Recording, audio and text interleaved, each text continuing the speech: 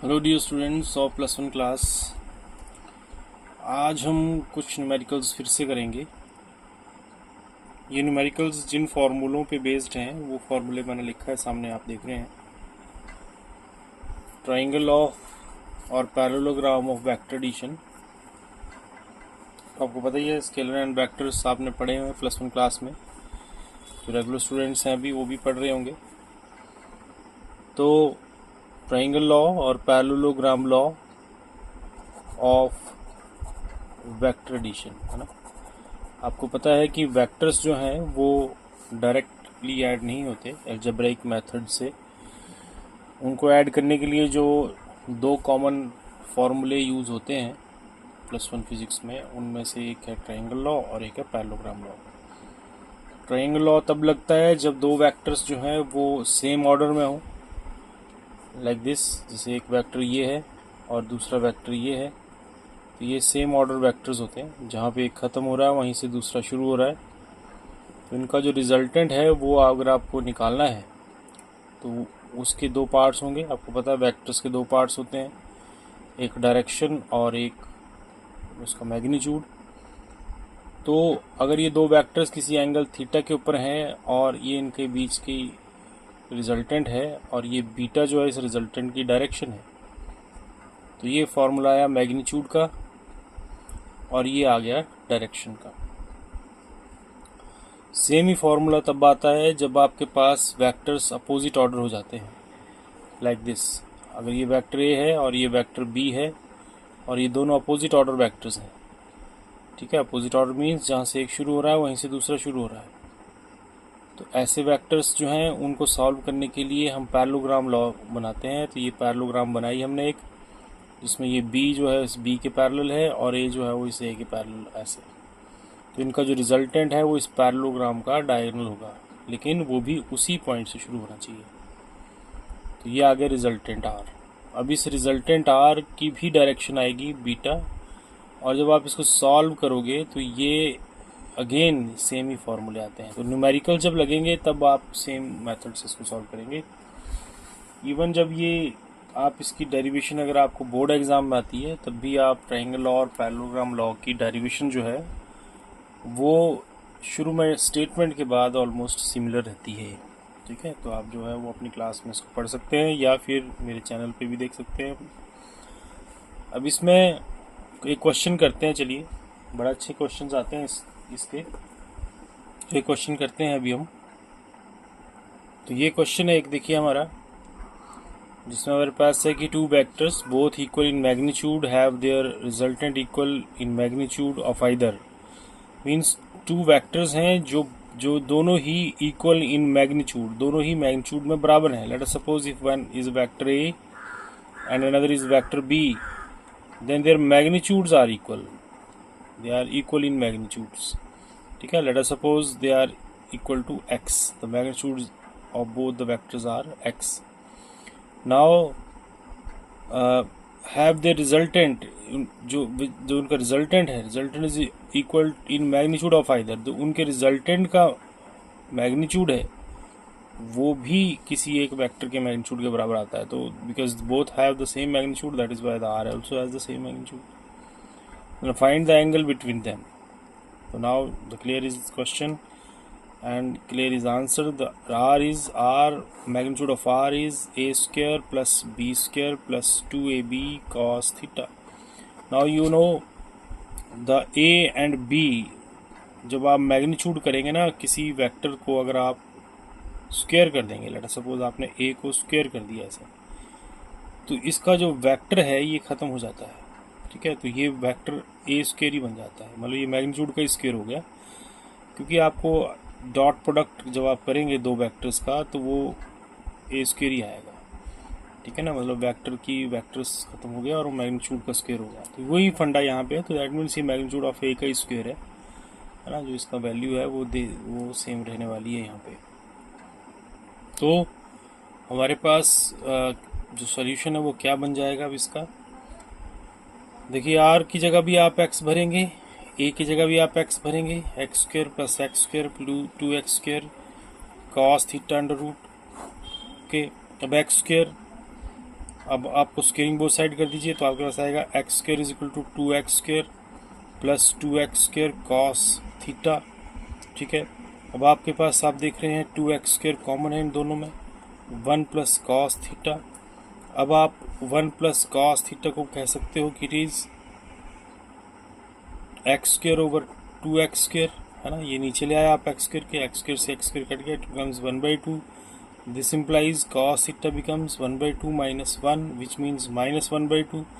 ठीक है, तो अब आपको पता है कि ये माइनस हो गया, दैट मीन्स कोऑर्डिनेट चेंज हो गया इसका, तो थीटा बिकम्स 180 माइनस थीटा, मतलब cos 60 की वैल्यू होती है 1/2, तो यहाँ पे जो आ जाएगी वो 180 माइनस 60 हो जाएगा, क्योंकि ये माइनस आ रहा है, कोऑर्डिनेट चेंज हो गया इसका, तो that is why it becomes 120 degree. Theta आ गया 120 डिग्री, तो जो एंगल है वो आ गया आपके पास 120 डिग्री। ये एंगल किसके बीच में है? ए और बी के बीच में। ठीक है, ये डायरेक्शन नहीं है, ठीक है ना, ये ध्यान रखना आपने, ये डायरेक्शन नहीं है, डायरेक्शन बीटा होगी। इन्होंने डायरेक्शन की बात नहीं कही हुई है, इन्होंने बोला हुआ है कि आपने एंगल निकालना दोनों के बीच में। देखिए कितना इंटरेस्टिंग क्वेश्चन है, रिपीटेडली ये क्वेश्चन आता है।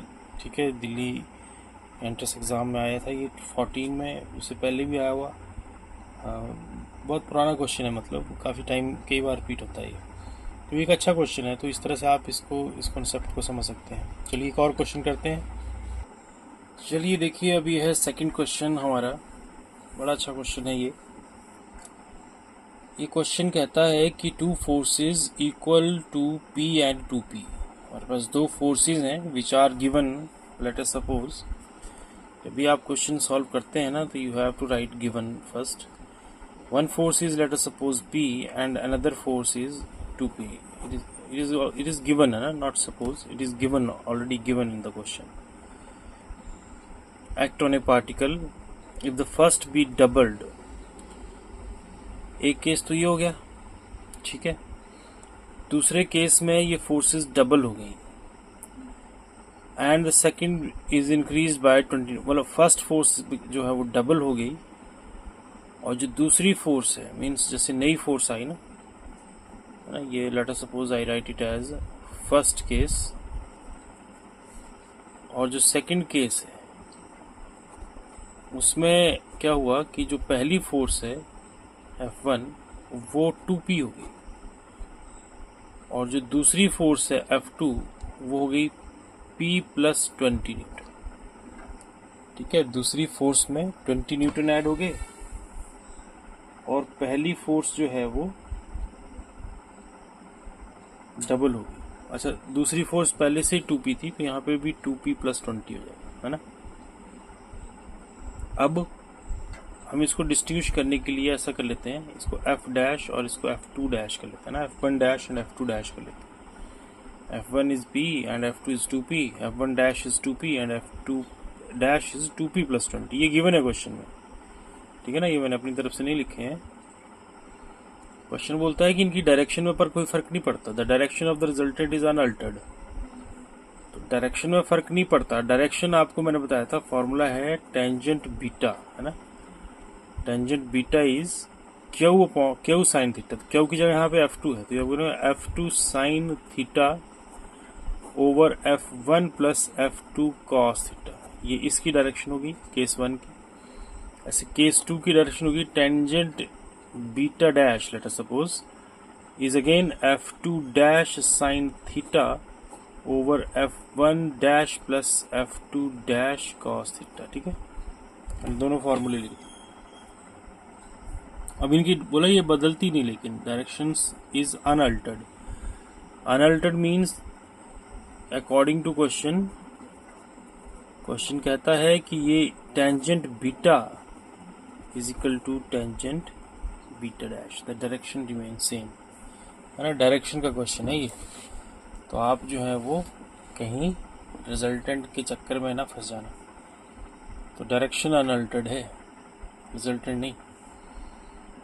अब भर देते हैं वैल्यूज, यहाँ पे आ गया F2 sine theta over F1 plus F2 cos theta is equal to F2 dash sine theta over F1 dash plus F2 dash cos theta. अब इसमें थीटा नहीं बदल रहा, थीटा तो उनके बीच का एंगल है, तो एंगल बीच का एंगल थोड़ा ना बदल रहा, वो आपस उनकी वैल्यूज बदल जा रही हैं, उनका मैग्नीट्यूड जो है वो चेंज हो जा रहा है। बस वैल्यू भर दीजिए, F2 is 2p sine theta over F1 is p plus 2p sine cos theta is equal to F2 dash, है ना, F2 dash is 2p sine theta again, 2p नहीं sorry 2p plus 20, 2p plus 20 होगा यहाँ पे। F2 is 2p plus 20 sine theta over 2p plus 20 cos theta. ये मैंने values भरती इनकी, ठीक है, F1 F2 और F1 dash F2 dash values भर दी मैंने, ठीक है। बात यहाँ तक क्लियर हो गया आपको। अब हम इस पे ना एक ट्रिक लगाएंगे। हमारे पास ना एक कॉन्सेप्ट है A upon B is equal to C upon D, है ना, ये आ रहा है यहाँ पे, ये A है पूरा, ये B है, ये C है और ये D है। अब ना अगर ऐसा हो तो आप इसको ऐसे भी कह सकते कि it is equal to A minus C over B minus D, ये भी इक्वल आएगा, मतलब if A upon B is equal to C upon D then it is equal to A minus C upon B minus D। तो ये लगाएंगे हम यहाँ पे, ठीक है। तो इसको लगाने से क्या हुआ, ये तो ऐसे आ गया ना as it is 2p sine theta over p plus 2p cos theta, ठीक है। और इसकी जगह पे हमने ये लगाया A minus C over B minus D. तो A माइनस सी A ये है 2p साइन थीटा, यहाँ पे भी है 2p plus 20 sine theta, bracket solve करेंगे तो आएगा 2p sine theta plus 20 sine theta. चलो मैं लिख ही देता हूँ, 2p sine theta minus 2p sine theta, ठीक है, और minus 20 sine theta divide bye b minus D. b क्या है, p plus 2p cos theta minus 2p minus 2p cos theta minus 20 cos theta, ठीक है। अब आप देखो क्या क्या बचा, 2p साइन थीटा से 2p साइन थीटा कट गया, 2p कॉस थीटा से 2p कॉस थीटा कट गया, और p माइनस 2p में बचेगा माइनस p। अगला स्टेप करते हैं, तो ये बन गया हमारे पास 2p साइन थीटा ओवर, यहाँ पे भी ऐसे p कॉमन है तो ये p कट जाएंगे ऐसे तो, पर चलो p plus 2p cos theta is equal to minus 20 sine theta divide by minus 2p और p यानी कि माइनस p, ठीक है, और यहाँ माइनस 20 कॉस थीटा। तो माइनस कॉमन है सबके, आप इसको ऐसे लिख सकते हो 20 sine theta over p plus 20 cos theta, ठीक है।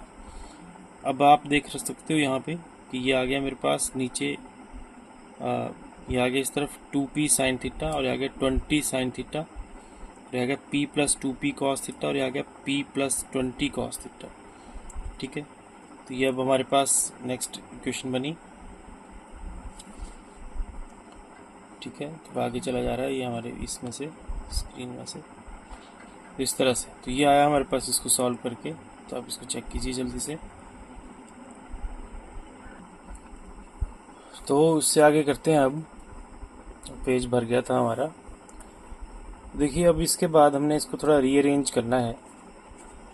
2p sine theta divide bye, आप देख रहे हो p कॉमन है, p 1 प्लस p रीअरेंज करना है इसमें आपने, तो चलो अब मैंने कर दिया सही, तो कर थोड़ा सा 2 कॉस थीटा, p कॉमन ले लिया, is equal to 20 sine theta और नीचे आ गया p plus 20 cos theta. Actually step से पहले इसके अलावा हम ऐसा कर सकते थे, इसको 20 साइन थीटा वाले को इधर ले आएंगे और इसको ऊपर ले जाएंगे, ये, ताकि ये कट जाए। ऐसे भी कट रहा है, ये देखो ऊपर से ऊपर वाला कट रहा है ये, है ना। तो मैं ऐसे ही काट देता हूँ इसको। चलिए, ये आ गया मेरे पास, ये पी से पी कट गया, देखो साइन थीटा से यहाँ साइन थीटा कट गया, 2 से कट गया, 10 रह गया। ठीक है बात। क्रॉस मल्टीप्लाई करते हैं तो हमारे पास आ जाएगा p plus 20 cos theta is equal to 1 plus 2 cos theta into 10। तो इट मीन्स ये बन गया p plus 20 cos theta is equal to 10 plus 20 cos theta. अभी 20 कॉस थीटा दोनों तरफ आ गया, कट गया, तो p इज इक्वल टू 10। तो ये 10 न्यूटन फोर्स थी p। ठीक है ना, उन्होंने पूछा हुआ what is the value of p, तो p की वैल्यू आई 10 न्यूटन। तो इस तरह से यह क्वेश्चन ज़्यादा मुश्किल नहीं है, थोड़ा सा एक बार मुश्किल आती है थोड़ी सी ऐसे क्वेश्चन में, मगर फिर ये हो जाते हैं ऐसे आसानी से। रीअरेंजमेंट के बाद नहीं, अगर आप अपने मेथड से करना चाहें तो अपने से भी कर सकते हैं, लेकिन ये इसका शॉर्टकट था। ठीक है, अब एक और क्वेश्चन करते हैं चलिए फाइनली, जिसमें कहा हुआ है कि the sum of magnitude of the two forces acting at a point is 18 newton and the resultant is 12 newton. The angle of resultant is 90 degree with the force of smaller magnitude. What are the magnitude of the two forces? तो given है यहाँ पे कि two forces हैं, है ना। Late जो forces हैं वो हैं A and B. A and B are the forces, let us suppose, and A is smaller than B. ठीक है,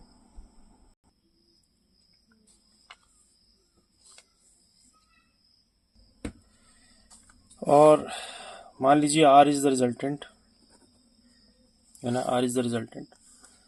अब गिवन ये है कि magnitude of the forces A and B वो है 18 न्यूटन। ठीक है, ये गिवन है, और R का भी मैग्नीट्यूड गिवन है 12 न्यूटन, और जो एंगल है, एंगल यानी कि डायरेक्शन है R की, वो गिवन है 90 डिग्री। तो ये तीन चीज़ें गिवन है। तो अब आपके पास थोड़ा सा आइडिया तो लग ही रहा है कि tangent beta is equal to B sine theta over A plus B cos theta. It means ये बन गया हमारे पास B sine theta over A plus B cos theta is equal to 1090, है ना। यही बन गया इसका। 1090 आपको पता है कितना होता है, infinity. 1090 is infinity. It means अगर आप इसको उल्टा कर दो, मतलब हम ऐसा कर दें, ये इन्फिनिटी अपॉन 1 आया एक तरह से, ठीक है। अगर मैं ऐसा कर दूं A plus B cos theta over B sine theta, तो 1 अपॉन इन्फिनिटी हो जाएगा, विच मीन्स 0। इसका मतलब ये हुआ कि A plus B cos theta आ गया 0। ठीक है बात।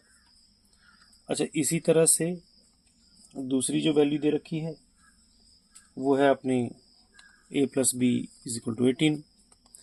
तो रिजल्टेंट भी दिया हुआ, तो रिजल्टेंट का लगाते हैं दूसरा कॉन्सेप्ट। ये पहला पार्ट हो गया, दूसरा पार्ट रिजल्टेंट का लगा लेते हैं। तो रिजल्टेंट हो गया हमारे पास under root A square plus B square plus 2AB cos theta. तो ये आपके पास है 12, है ना, और 12 मीन्स 12 का स्क्वायर हो गया लेट अस सपोज। तो ये हो गया मेरे पास A square plus B square plus 2AB cos theta. सही बात है। अब आप यहाँ से किसी एक में कन्वर्ट कर सकते हो इसको। तो ये आ गया मेरे पास, देखिए 12 का स्क्वायर किया तो 144, A की जगह भर दिया 18 माइनस बी। ठीक है, यहाँ से लाए हम इसको A की जगह पे 18 minus B plus B square plus 2 into 18 minus B into B cos theta. ठीक है, अब पेज बदल लेते हैं, पेज खत्म हो गया जरा। तो ये आया था हमारे पास पिछले पेज में, तो अब इसको सॉल्व करेंगे अगर हम, तो ये आपके पास सॉल्व होके इक्वेशन बन जाएगी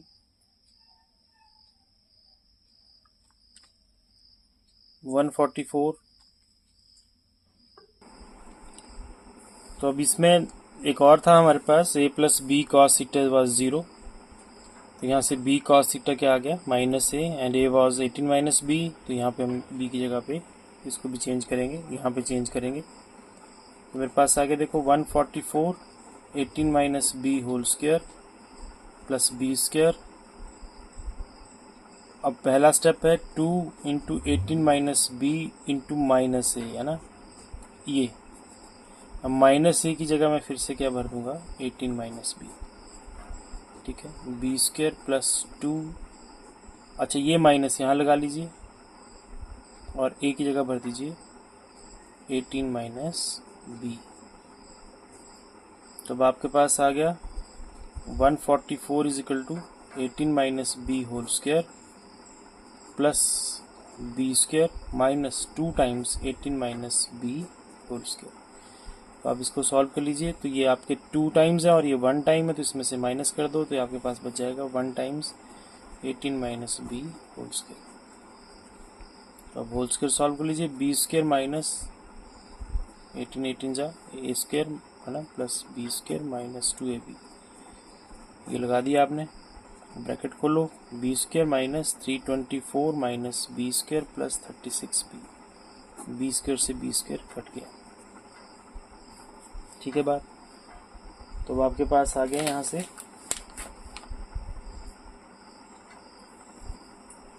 इतना सॉल्व कर लिया आपने ये, ठीक है, ब्रैकेट सॉल्व कर लिया आपने। तो अभी आ गया आपके पास 144 plus 324 is equal to 36b, है ना, एंड b बिकम्स, जब आप इनको दोनों को ऐड कर रहे हैं तो आपके पास आ रहा है 468 ओवर 36। इसको जब आप सॉल्व करेंगे तो आपको दिख रहा है कि ये कट रहे हैं, है ना, 13 13, तो b आ गया आपके पास 13 न्यूटन, ठीक है। और a क्या आ जाएगा, आपको पता था a प्लस बी वॉज 18, तो b आया 13, तो a कितना आ गया 18 माइनस 13 विच इज़ 5 न्यूटन। तो ये क्वेश्चन था आपका, तो आपने ये इस तरह से सॉल्व करना है, ठीक है। सारी प्रेजेंस ऑफ माइंड की गेम है। अगर आप लैग अप हो जाते हो या ऐसे सोचते हो कि ये लंबा हो गया क्वेश्चन, शायद हम गलत जा रहे हैं और सॉल्व करना बंद कर देते हैं, तो क्वेश्चन सॉल्व नहीं होगा। तो आपको जब तक ये सॉल्व होता रहता है तब तक आपने इसको सॉल्व करना है, लास्ट स्टेज तक देखना है कि कहीं क्या आंसर आता है। अगर नहीं निकला तो फिर दोबारा से शुरू करना है, ठीक है बात। तो इस तरह के क्वेश्चंस प्रैक्टिस कीजिए, मिलते हैं नेक्स्ट वीडियो में।